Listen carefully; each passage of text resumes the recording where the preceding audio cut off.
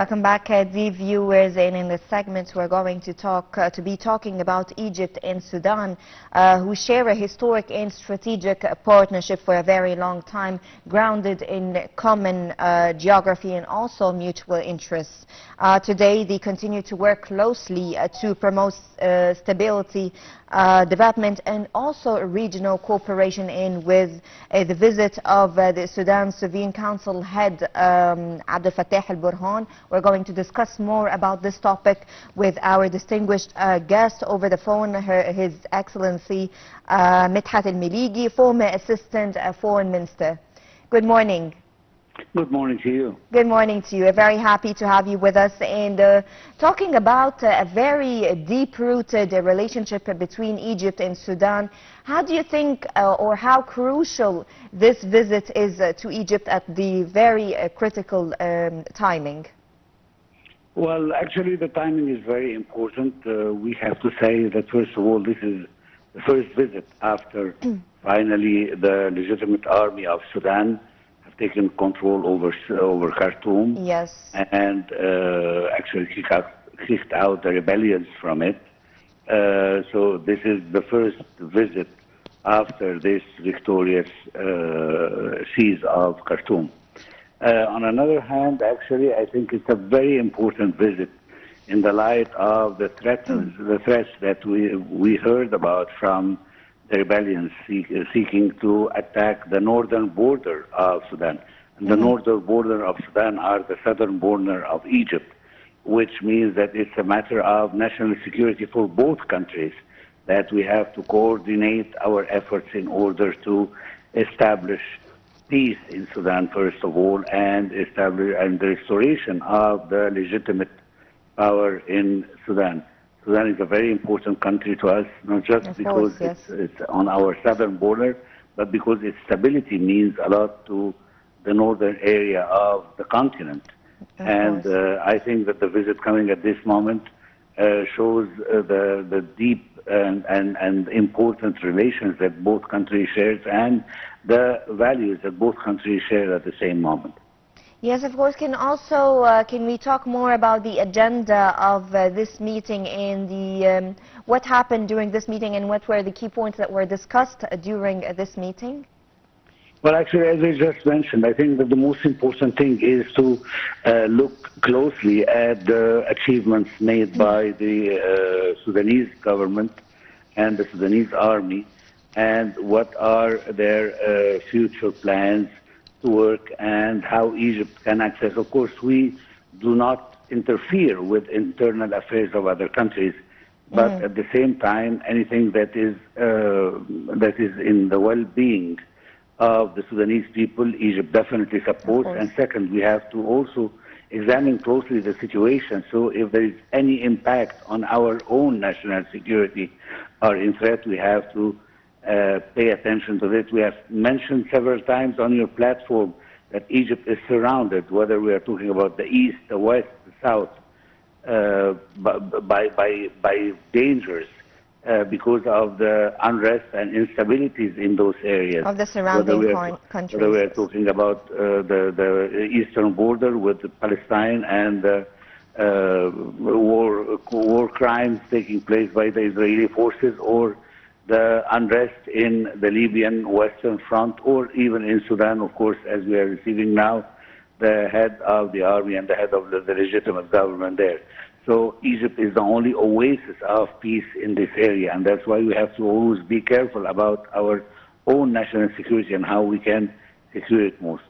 Besides that, of course, there is the continuous bilateral relation, how we can help. There is also the file of the refugees, and if there will be an opportunity soon for those who want to leave and go back to their homes, if there is a possibility for that. And there are many other questions regarding also the security and the stability of Khartoum. As we all know, the government and all the strong points of these governments are in Port Sudan and not in Khartoum.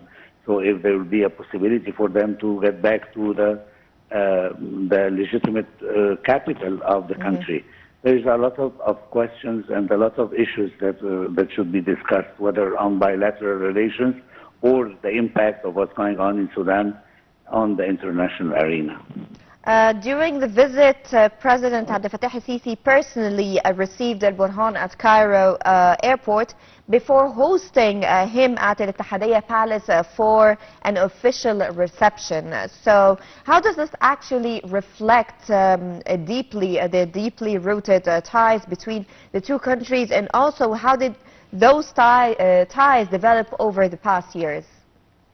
Well, actually, I mean, when we are talking about Sudan, I mean, there's always courtesy words and protocol things that are usually said in these circumstances. But when it comes to Egypt and Sudan, those are strategic partners in the continent, on the African continent, and in the Middle East area.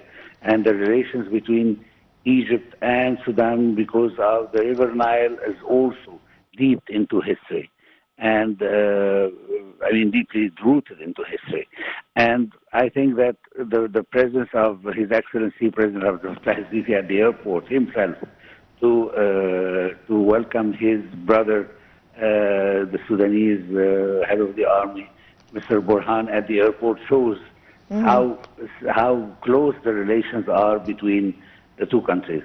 And although that there are a war situation in Sudan, but still there are a lot of other fields where we cooperate bilaterally with Sudan. I mean, whether we are talking about the electrical connections, or railways, or trade, or culture, or scientific exchange, even in the health field, agriculture, industry, and mining sectors. I mean, everything is always discussed when the two leaders are going to meet each other.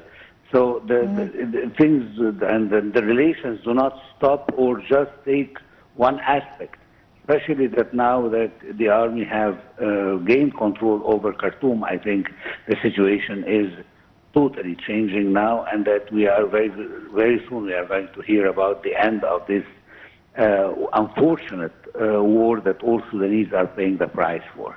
Yes, as you just mentioned about the recent developments and the recent updates that have been happening in Sudan, and specifically in Khartoum, with the ability, with the success of retaking Khartoum back again, the Sudanese government. How do you actually see the developments, the recent developments in Sudan, particularly the Sudanese army efforts to retake control of Khartoum? I think the Iranians, the first thing they want to do is to try to claim any victory right now after the defeat in many places, and especially that the war is moving west. And what we heard in some reports about their intention to attack the northern parts of Sudan represent a direct danger to our national security. And I think this is one of the most important files definitely the two heads of states have discussed together.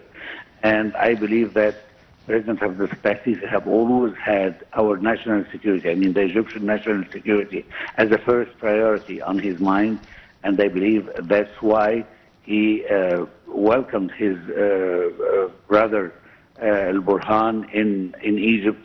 And I think this was the most important, in my view, the most important file to be discussed is to preserve our national security, not just for us, but also for the millions of Sudanese who are living right now into Egypt and looking forward to going back to their homes. To return to their country.